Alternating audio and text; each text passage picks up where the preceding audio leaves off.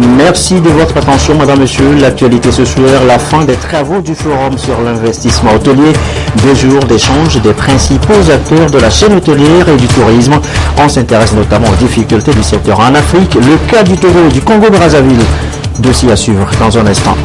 La santé, l'éducation, les programmes de réduction de la pauvreté des secteurs sociaux clés. La question, comment se portent ces secteurs dans notre pays? Des ONG et associations togolaises ont rendu public ce mercredi un rapport. On en saura un peu plus dans cette édition. Enfin, la musique togolaise comme nous l'aimons, la musique togolaise aimée avec ses réalités. Aimé Abalo nous en parle en fin d'édition. Restez avec nous. Voilà, madame, monsieur, le sommaire. Bienvenue et bonsoir à tous. Le Conseil des ministres, tout d'abord, il s'est réuni ce mercredi à la présidence de la République. Et voici d'ailleurs le communiqué ayant sanctionné ce Conseil des ministres avec le ministre Pius Agbetome. Le Conseil des ministres s'est tenu ce mercredi 22 juin 2016 au Palais de la Présidence de la République, sous la conduite du Président de la République, son Excellence Monsieur Faure Esomzina Gnassingbé. Au cours des travaux, le Conseil a adopté un projet de loi, un décret et écouté 3 communications. Le projet de loi adopté en deuxième lecture est relatif à la protection et à la mise en valeur du littoral. Le littoral togolais se fragilise au fil des années à cause des effets conjugués d'une présence démographique très élevée, engendrant des problèmes de pollution et de dégradation liés aux activités humaines, d'une part, au changement climatique et aux phénomènes océanographiques qui érodent la côte, d'autre part. Le projet de loi adopté est conçu pour assurer l'équilibre entre l'exploitation et la protection du littoral en vue de conserver son intégrité et ses fonctions essentielles de lieu de résidence, de protection et de loisirs. Le décret examiné et adopté fixe les attributions et porte organisation et fonctionnement du ministère des Postes et de l'économie numérique. L'État a exprimé sa détermination à prendre en compte l'enjeu que représentent les technologies de l'information et de la communication et sa volonté de faire de l'économie numérique un secteur stratégique pour l'ensemble de l'économie nationale, en donnant une nouvelle dénomination du ministère qui intègre désormais l'économie numérique. Le décret adopté par le Conseil vise à réorganiser le ministère en intégrant les orientations qu'impose le développement et la promotion de l'économie numérique. La première communication écoutée par le Conseil des ministres est relative au moratoire sur l'exploitation, l'importation et la réexportation des madriers du Pterocarpus erinaceus au Togo. Le constat a été fait que le vène, essence communément appelée Fotec, fait aujourd'hui l'objet d'une forte exportation vers certains pays asiatiques à partir du port autonome de Lomé. En effet, les opérateurs économiques nationaux, en complicité avec certaines entreprises asiatiques, utilisent les autorisations d'importation de produits forestiers ligneux régulièrement obtenus au Togo pour s'adonner sur l'ensemble du territoire national à l'exploitation illégale et excessive de cette essence qu'ils transportent nuitamment au moyen de tracteurs jusqu'aux frontières des pays voisins pour ensuite faire passer les produits comme s'ils provenaient de ces pays. Les rapports indiquent que sur les milliers de madriers saisis par l'administration forestière, environ 85% sont des faux tecs. Afin de limiter la surexploitation de cette essence, le Conseil des ministres décide la suspension provisoire de toute autorisation de coupe et d'importation de faux tecs sur le territoire national, ainsi que son exploitation et sa réexportation à partir du territoire national.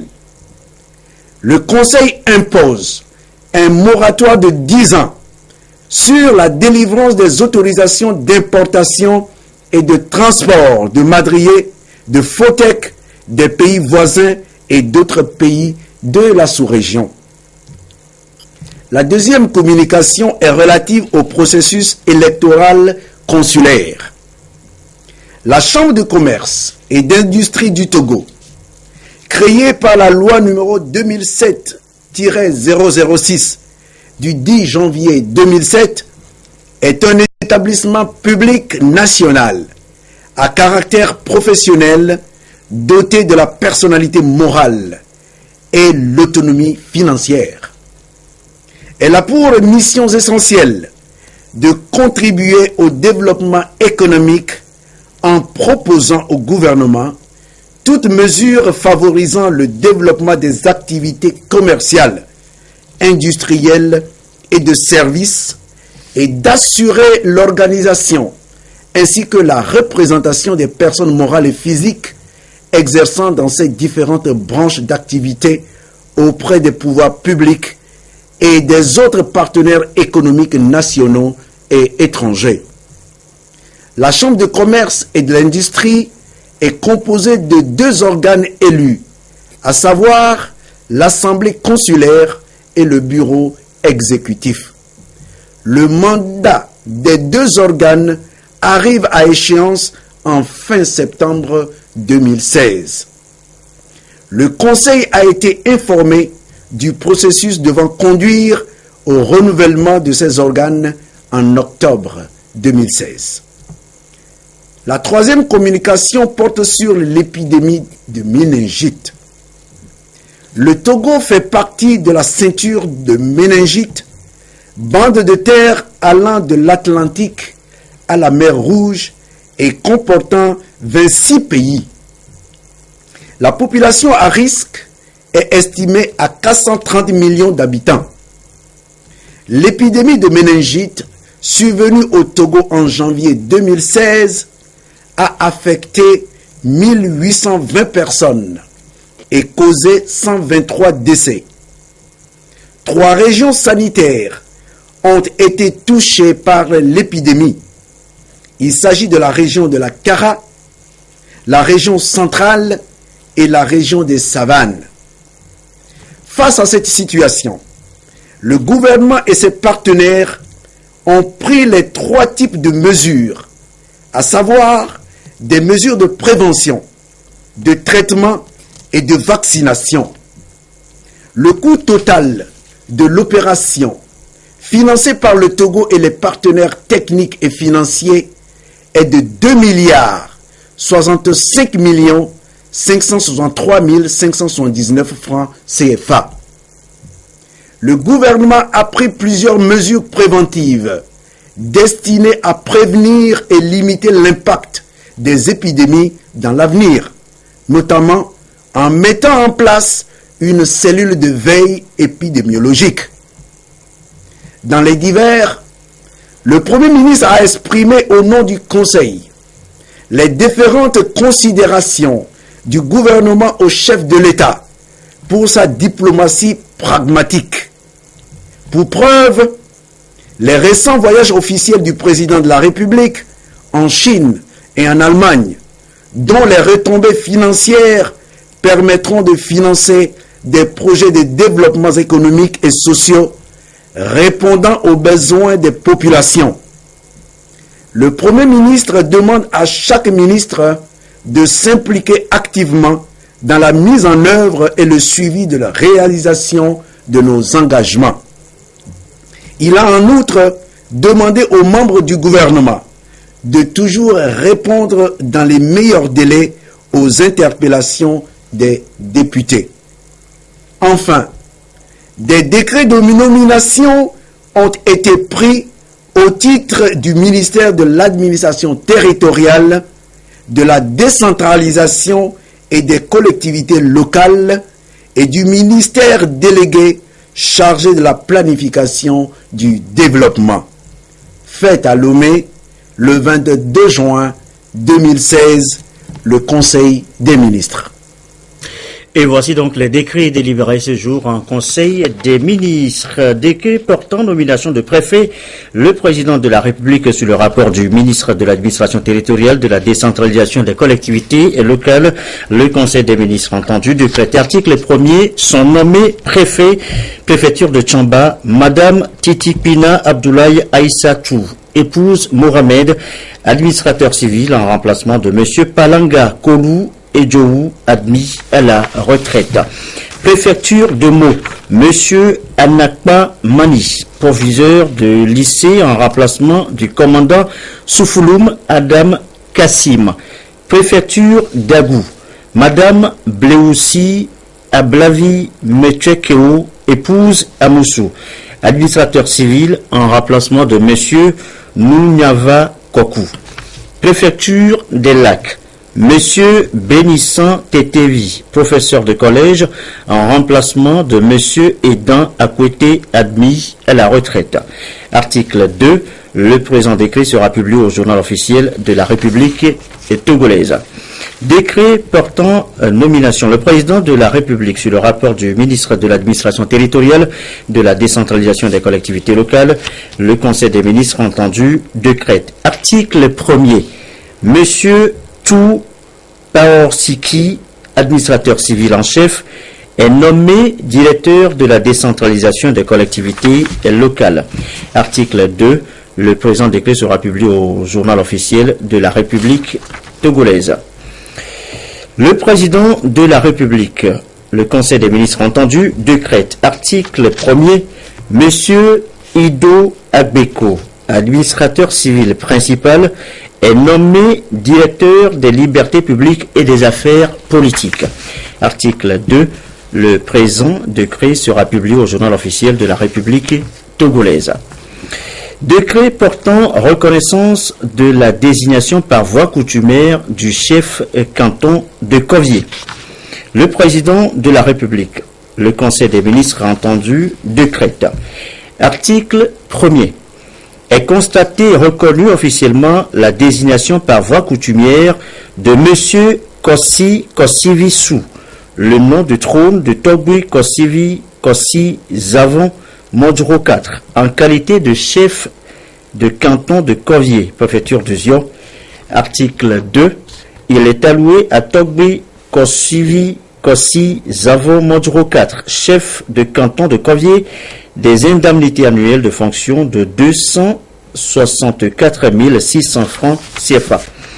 La dépense est imputable au budget général gestion 2016, session 410, chapitre 24, article 00-12, paragraphe 99.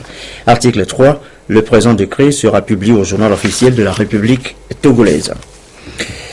Décret portant nomination, reconnaissance de la désignation par voie coutumière du chef de canton de Danitigba, Evita. Le président de la République, le Conseil des ministres entendu, décrète. Article 1er. Est constaté et reconnu officiellement la désignation par voie coutumière de M. Voulé Yao Agbeko sous le nom de trône de Togui Koudade 4 en qualité de chef de canton de Dani Atiba, Evita, préfecture de Dani. Article 2. Il est alloué à Togui Koudade 4, chef de canton de Dani Atiba, Evita, des indemnités annuelles de fonction de 264 600 francs CFA. La dépense est imputable au budget général, gestion 2016, session 410, chapitre 24, article 00-12, paragraphe 99. Article 3. Le présent décret sera publié au journal officiel de la République togolaise. Décret portant en reconnaissance de la désignation par voie coutumière du chef de canton de Pessi. Le président de la République, le Conseil des ministres entendu, décrète. Article 1er, est constaté et reconnu officiellement la désignation par voie coutumière de Fia Akouvi Edem Arhi Kouamivi en qualité de chef de canton de Pessi, préfecture de l'Est Mono. Article 2, il est alloué à Fia Akouvi Edem Arhi Kouamivi, chef de canton de Pessi, des indemnités annuelles de fonction de 264 600 francs CFA. La dépense est imputable au budget général, gestion 2016, session 410, chapitre 24, article 0012, paragraphe 99. Le présent décret sera publié au journal officiel de la République togolaise. Décret portant reconnaissance de la désignation par voie coutumière du chef de canton de Kontouaré. Le président de la République, le Conseil des ministres entendu, décrète. Article 1er, est constaté et reconnu officiellement la désignation par voie coutumière de M. Famba Mongbe Nabumbe en qualité de chef de canton de Kontouaré, préfecture de Loti. Article 2, il est alloué à M. Famba Mongbe Namumbe, chef de canton de Kontouaré, des indemnités annuelles de fonction de 264 600 francs CFA. Article 3, le présent décret sera publié au journal officiel de la République togolaise. Décret portant reconnaissance de la désignation par voie élective du chef de canton de Nawaré. Le président de la République, le Conseil des ministres entendu, décrète, article 1er, est constaté et reconnu officiellement la désignation par voie élective de M. Upoi Moussonoul en qualité de chef de canton de Nawaré, préfecture de Dampen. Article 2, il est alloué à M. Upoi Moussonoul, chef de canton de Nawaré, des indemnités annuelles de fonction de 264 600 francs CFA. Le présent décret sera publié au journal officiel de la République togolaise. Décret portant reconnaissance de la désignation par voie élective du chef de canton de Kantindi. Le président de la République, le Conseil des ministres entendu, décrète. Article 1er, est constaté et reconnu officiellement la désignation par voie élective de M. Pondimbe Nanyamja en qualité de chef de canton de Katindi, préfecture de Tone. Article 2, il est alloué à M.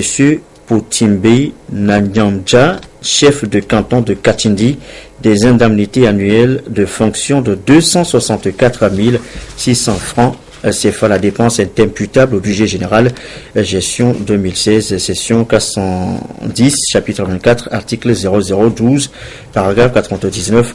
Le présent décret sera publié au journal officiel de la République togolaise.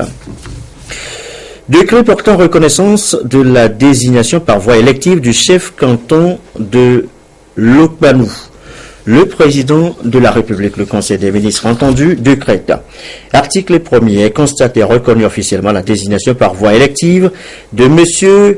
Nabouak Kamfiti en qualité de chef de canton de Lopanou, préfecture de Tanjoua. Article 2, il est alloué à M.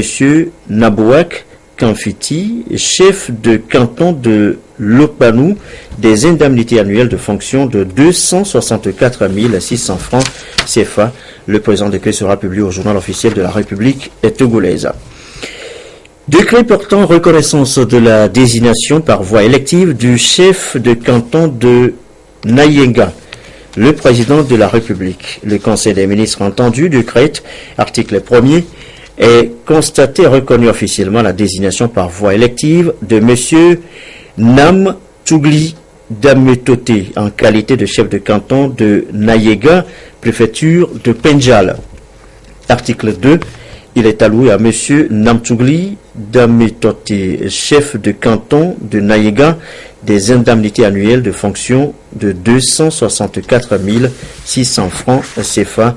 Le présent décret sera publié au journal officiel de la République togolaise. Décret portant reconnaissance de la désignation par voie élective du chef de canton de Naki Est. Le président de la République, le Conseil des ministres entendu, décrète. Article 1er, est constaté reconnu officiellement la désignation par voie élective de M. Sinandale Larja en qualité de chef de canton de Naki-Est, préfecture de Pendjal. Article 2, il est alloué à M. Sinandale Larja, chef de canton de Naki-Est, des indemnités annuelles de fonction de 396 900 francs CFA, dépenses imputable au budget général, gestion 2016, session 410, chapitre 24, article 0012, paragraphe 99. Le présent décret sera publié au journal officiel de la République togolaise. Voilà donc pour les décrets délibérés ce jour en Conseil des ministres, dont nous venons donc de suivre le compte rendu tout à l'heure avec le ministre Pius Egbetobe. La suite maintenant, le ministre zimbabwe de l'industrie touristique reçu en audience ce matin par le chef de l'État, Walter Nzembi, c'est son nom. Il est allé demander auprès du chef de l'État le soutien du Togo pour sa candidature au poste de secrétaire général de l'Organisation mondiale du tourisme. D'autres sujets ont été évoqués à l'occasion de cette audience.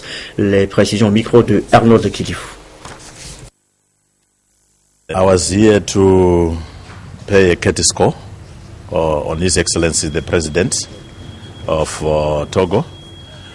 First and foremost, to extend our gratitude. Je suis d'abord venu exprimer la reconnaissance du Zimbabwe au président Faure Gnassingbé pour les différentes visites qu'il a effectuées dans notre pays.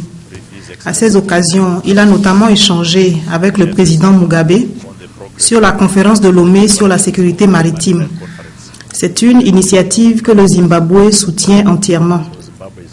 Les deux chefs d'État ont également évoqué les possibilités de partage d'expériences en matière d'écotourisme, qui est un domaine où le Zimbabwe a eu quelques réussites que nous pouvons partager avec nos homologues togolais. J'ai aussi sollicité le soutien du Togo pour ma candidature au poste de secrétaire général de l'Organisation mondiale du tourisme. C'est une institution des Nations unies chargée de la promotion d'un tourisme responsable, durable et accessible à tous. Ce poste sera vacant l'année prochaine. C'est une belle opportunité pour que l'Afrique se positionne dans ce domaine. Le président Faure Gnassingbé m'a exprimé son soutien au vu de mon expérience dans cette position et en raison de l'agenda que j'ai développé pour la promotion du tourisme et de l'industrie touristique. We need to produce one single candidate for both positions in order to enhance our chances as a continent. Et voilà, le ministre zimbabwéen du Tourisme, l'un des délégués au forum sur les investissements hôteliers dont les travaux ont pris fin ce mercredi à Lomé. Nous y reviendrons. En seconde audience, le chef de l'État, c'est avec Marcel de Souza que le chef de l'État a échangé. C'est le président de la commission de la CEDEAO. Les défis sécuritaires dans la sous-région, les accords de partenariat avec l'Union européenne ont été, entre autres sujets évoqués, Marcel de Souza sur des propos recueillis, toujours par Arnold Kilifou.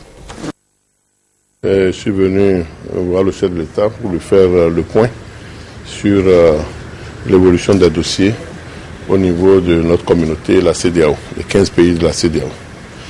Et donc, la dernière conférence des chefs d'État s'est penchée sur le domaine sécuritaire. Vous savez qu'il y a toujours des problèmes sur la sécurité en ce qui concerne la Guinée-Bissau, la situation des 15 ministres fondeurs et ensuite comment maintenir la paix. La conférence des chefs d'État avait décidé de retirer ECOMIB, qui constitue la force d'interposition, constituée de 680 membres. Et sur demande donc des chefs d'État, le mandat sera prorogé d'1 an. Et donc j'en ai informé le chef de l'État. Les accords de partenariat économique entre la CEDEAO et l'Union européenne constituent un problème majeur. Les chefs d'État en ont débattu.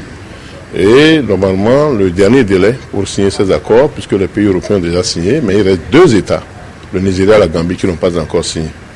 Et je leur ai informé que j'ai rencontré le président Buhari, qui a dit que c'est une question de délai, mais délai jusqu'à quand? Et la Côte d'Ivoire et le Ghana disent que si on ne le fait pas, d'ici là, ils vont aller confirmer leurs accords intérimaires. Or, nous souhaitons que la région, y compris la Mauritanie, puisse garder le même front, pour que les accords qui comportent 2 parties, le renforcement de capacité en matière de commerce international pour respecter les normes, et l'autre partie, c'est les échanges au niveau des barrières tarifaires et autres. Alors, donc, à ce niveau-là, Je l'ai informé.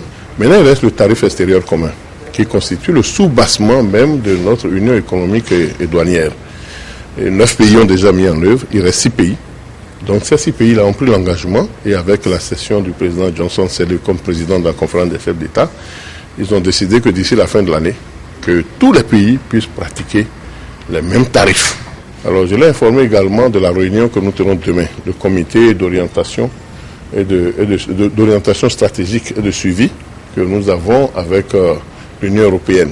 Donc les 15 ministres qui ont en charge le dossier et les points focaux vont être réunis demain à Lomé pour le Premier ministre aura assuré l'ouverture pour voir sur les 1,150 milliards d'euros octroyés à notre région comment les orientations des différents domaines sont suivies. Je viens de la Côte d'Ivoire où il y a une table ronde sur les infrastructures.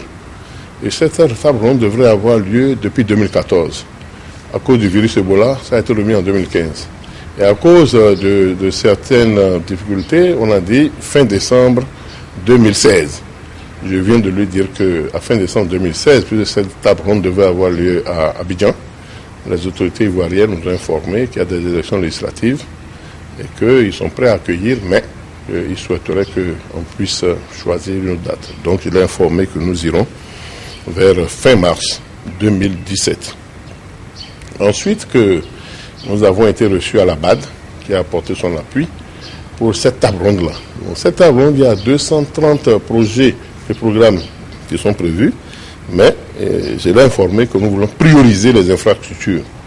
Et la première priorité, c'est la route qui fait 3 couloirs x2 allant de Lagos jusqu'à Abidjan. Le commerce intracommunautaire doit être privilégié. Donc, il nous a réitéré ses instructions et nous a demandé de pouvoir signaler au fur et à mesure les problèmes que nous allons rencontrer pour apporter son appui.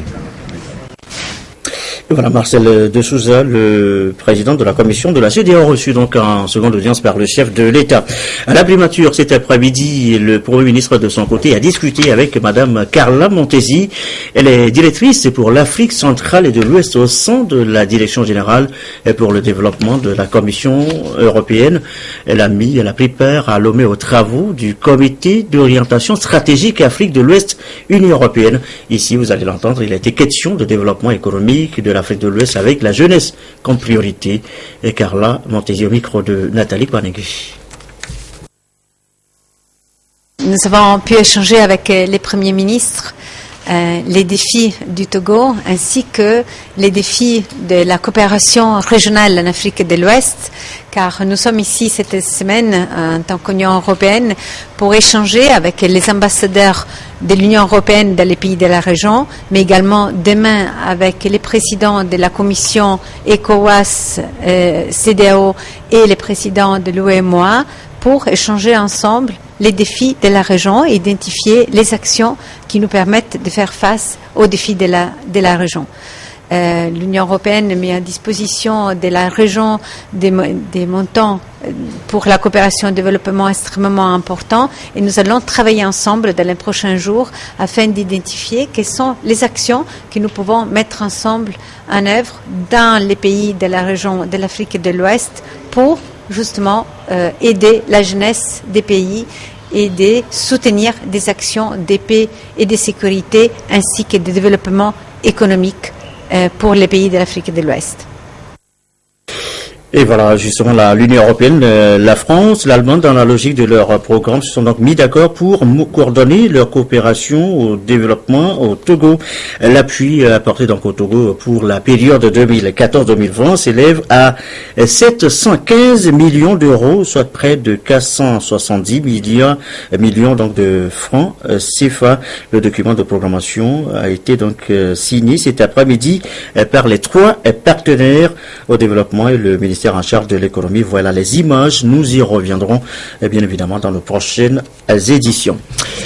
À noter aussi que les députés vont se réunir pour la 13e séance plénière de la première session ordinaire de l'année, réunion donc en plénière le vendredi 24 juin 2016 à 9h au Palais des Congrès, siège de l'Assemblée nationale.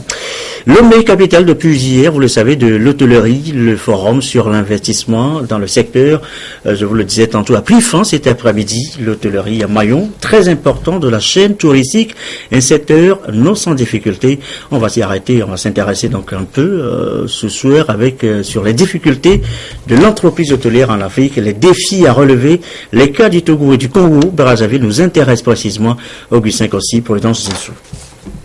3 millions de touristes ont été enregistrés en Afrique en 2015 contre 55 millions en 2014. Au même moment, les recettes hôtelières ont baissé de 4,35% selon les statistiques de l'Organisation mondiale du tourisme. Un tableau peu reluisant dû aux défis sécuritaires et sanitaires. Dans les pays touchés en 2014 et 2015 par le virus Ebola, il n'y a presque pas eu d'activité pendant cette épidémie. À cela s'ajoute un défi crucial, le manque d'investissement. Et pourtant, le continent dispose d'importantes infrastructures hôtelières, d'attraits naturels et culturels riches et diversifiés. Dans les différents pays, des plans de redressement sont mis en œuvre pour insuffler un nouveau dynamisme au secteur. Il y a un dynamisme naissant. Nous avons aujourd'hui toutes les infrastructures, tant sur le chemin ferroviaire que routier. Parce que nous avons d'abord procédé à des différentes municipalisations qui nous ont apporté des infrastructures qui aujourd'hui nous permettent de dynamiser et d'être dans le cadre de la diversification également économique un apport en termes de ressources sur le plan de la contribution dans les recettes de l'État. Nous avons des sites que vous connaissez mondialement et nous avons surtout aujourd'hui un plan directeur. Le Congo est doté d'un plan directeur qui permettra aujourd'hui une meilleure visibilité sur le développement du tourisme balnéaire, sur le développement du tourisme d'affaires. Au Togo, la modernisation du secteur touristique intègre parfaitement la vague des réformes entreprises par le gouvernement pour relancer l'économie. Le rythme de croissance que le gouvernement, sous l'impulsion du président de la République, son Excellence Faure Eswatini Gnassingbé, a décidé d'imprimer au tourisme togolais est rassurant. Au rang des actes concrets qui confirment cette volonté figure l'inscription du secteur du tourisme parmi les secteurs porteurs de croissance dans la stratégie de croissance accélérée et de promotion de l'emploi SCAP, qui est l'instrument national de planification du développement. Il y a également la décision de réouverture du somptueux hôtel Radisson Blu 2 février qui abrite les travaux de notre forum et qui fut dans les années 80 le principal centre d'intérêt du tourisme de congrès de notre pays. Le Togo dispose beaucoup de potentialités touristiques sur lesquelles le gouvernement travaille en vue de leur valorisation. Ces efforts déployés portent déjà leurs fruits. Le Togo a enregistré en 2015 303 000 touristes pour 26 milliards de francs CFA. Il a également connu, en l'espace d'une dizaine d'années, une floraison d'infrastructures hôtelières et de sites d'accueil. Reste maintenant que les investisseurs privés, surtout les banquiers, accompagnent cette volonté politique pour faire du Togo un pôle touristique qui pourra faire des émules dans toute la sous-région. Et ce soir, vous suivrez à partir de 21h30 un entretien réalisé avec Wolfgang Neumann, président et CEO du groupe hôtelier Résideur, entretien réalisé dans le cadre justement de ce forum sur l'investissement hôtelier à Lomé. Un peu d'exercice de 2009 à 2014. Combien de francs ont été consacrés au social dans les différents budgets de l'État? Les députés s'intéressent à la question. Les différents budgets sont analysés depuis ce matin. But de l'exercice, amener l'État à allouer plus de ressources aux secteurs sociaux. L'UNICEF est derrière l'initiative. Sonia Medico, Félix Simdacha. C'est un budget en constante augmentation de 84 milliards de francs CFA en 2009. Il est porté à 149 milliards de francs CFA en 2014, soit une augmentation de 117,4% sur 5 ans. Ces chiffres sont ceux relevés par le Centre autonome d'études de renforcement des capacités pour le développement au Togo dans son étude portant sur le budget alloué par l'État togolais au secteur social. C'est une avancée notable, mais des efforts sont encore attendus et l'implication des parlementaires est indispensable pour amener le gouvernement à faire plus pour le bien-être des populations et le développement du pays. L'objectif de cette séance et de cette rencontre avec les honorables députés est justement de présenter les résultats obtenus pour les sensibiliser sur le fait que même s'il y a eu effectivement une augmentation en termes de montant global consacré aux services sociaux, il y a quand même une diminution en termes de proportion pour tous les secteurs sociaux, que ce soit le secteur de la santé, le secteur de l'éducation, le secteur de l'action sociale ou le secteur de l'eau et de l'assainissement.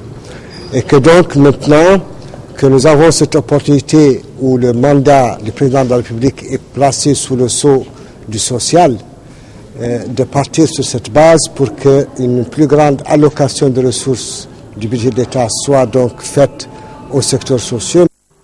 Pour le 4e vice-président de l'Assemblée, la présente analyse est une invite aux parlementaires à plus de vigilance sur l'investissement dans le domaine social, domaine dans lequel le gouvernement met un accent particulier pour atteindre les objectifs fixés au niveau de la SCAP. L'amélioration des conditions de vie de nos concitoyens en général et celle des plus vulnérables en particulier doit être notre souci quotidien et l'objectif principal de notre engagement politique.